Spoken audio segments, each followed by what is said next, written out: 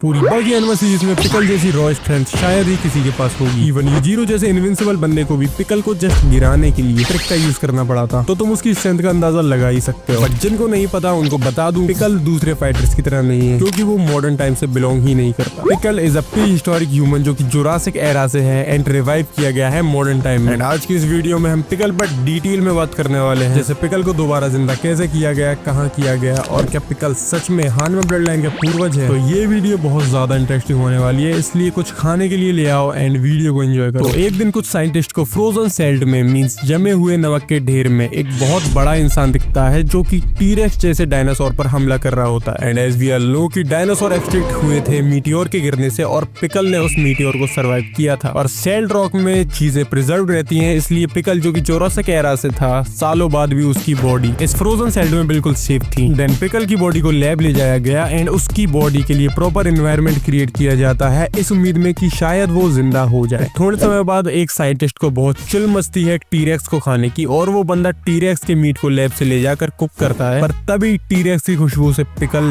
जाग जाता है एंड उसके पीछे आकर खड़ा हो जाता है। वैसे इनिशियली साइंटिस्ट लोगों का प्लान तो ये रहता है कि पिकल के बारे में किसी को नहीं बताएंगे, बट इस बंदे की पिकल को देखकर इतनी फट जाती है कि ये तुरंत पुलिस को बुला लेता है भाई, और पूरी दुनिया को पिकल के बारे में पता चल जाता है।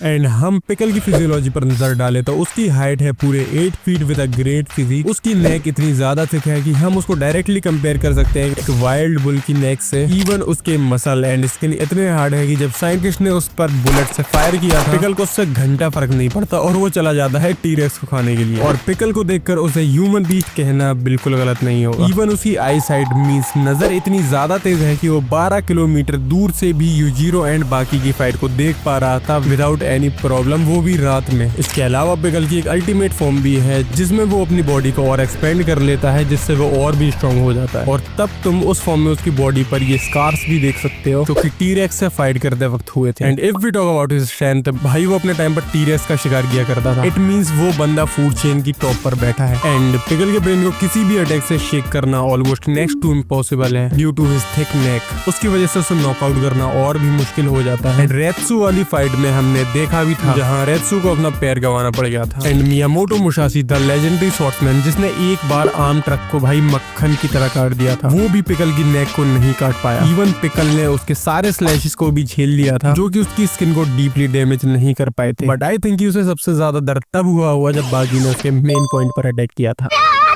वैसे देखा जाए तो पिकल की कोई ऐसी खास फाइटिंग स्टाइल नहीं है, वो पूरी फाइट अपनी रॉ स्ट्रेंथ के दम पर लड़ता है एंड मेनली भाई वो अपने इंस्टिंक्ट के बेसिस पर ही फाइट करता है। उसके बावजूद भी वो मोस्ट ऑफ द फाइटर से जीत ही गया था। इवन उसने भाई बाकी को भी हरा रखा है। और भाई पिकल की स्पीड भी नेक्स्ट लेवल पर है, और पिकल को हम फास्ट लर्नर भी कह सकते हैं क्योंकि पिकल बहुत जल्दी फाइटिंग मूव्स भी सीख जाता है। जैसे यूजीरो ने उसे एक ट्रिक यूज करके भाई गिराया था, सेम ट्रिक उसने बाकी पर यूज की थी, वो भी बिल्कुल परफेक्टली भाई। इट मींस वो एक ही बार में किसी भी मूव को सीख भी सकता है। एंड अपने टाइम पर तो भाई वो टीरेक्स जैसे डायनासोर को भी इजीली हंट कर लिया करता था, और ट्राइसेराटॉप्स जैसे डायनासोर को भाई वो अपनी कोर स्ट्रेंथ के दम पर उठाकर फेंक देता था जैसे कि वो कोई खिलौना हो। और वैसे बता दो ट्राइसेराटॉप्स का वेट भाई अराउंड 5000 केजी से लेकर 7000 केजी तक हो सकता है। So it's a huge thing. वैसे पिकल की मेनली कोई वीकनेस तो नहीं है, but he is too innocent for this modern world. जैसे वो जैक से डरकर भाई भाग रहा था क्योंकि उसे लग रहा था ये मर के दोबारा जिंदा कैसे हो गया। इसके अलावा भाई वो वेस्प से भी बहुत ज्यादा डरता है क्योंकि एक बार उसने बचपन में भाई वेस्प को खा लिया था एंड उसके वेनम से भाई पिकल का पूरा मुंह जल गया था। Even he cries during the battle, not because कि वो वीक है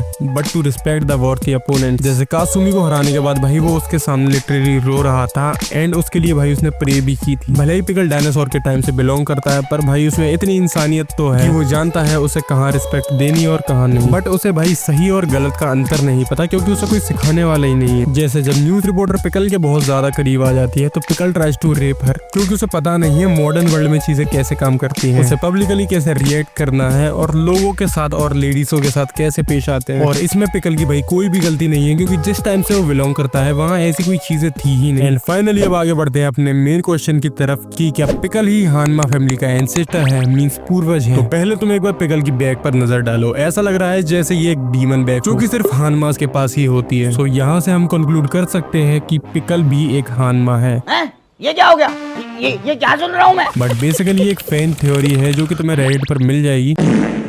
बट मेरे अकॉर्डिंग इसका आंसर है नहीं, क्योंकि मोस्ट प्रोबेबली पिकल की कोई वाइफ ही नहीं जिससे उसकी जनरेशन आगे बढ़ती, and may be pickle was the only meteor survivor जिसका हमें फॉसिल देखने को मिला। तो अगर उसकी कोई फैमिली होती भी तो शायद मीटियोर के गिरने से वो भी खत्म हो चुके होते। Just how the dinosaur got वेनिश्ड, वैसे ही उसकी फैमिली भी वेनिश्ड हो चुकी होती। सो यार ज्यादा चांसेस तो यही है कि वो शायद हानमास का एंसेस्टर नहीं है, एंड सीरीज में भी हमें युइचिरो हानमा को ही ओल्डेस्ट हानमा दिखाया गया है, मींस वही हानमा ब्लड लाइन के पूर्वज हैं। सो ओवरऑल देखा जाए तो pickle really one of the strongest character in the entire series, and वो डेफिनेटली टॉप ओजी कैरेक्टर की लिस्ट में स्टैंड आउट करता है। बाकी यार बहुत मेहनत एंड टाइम लगता है ऐसी वीडियो बनाने में, सो वीडियो को लाइक एंड चैनल को सब्सक्राइब कर देना, कमेंट में जरूर बताना तुम्हें वीडियो कैसी लगी। बाकी मिलते हैं एक नेक्स्ट अमेजिंग वीडियो में।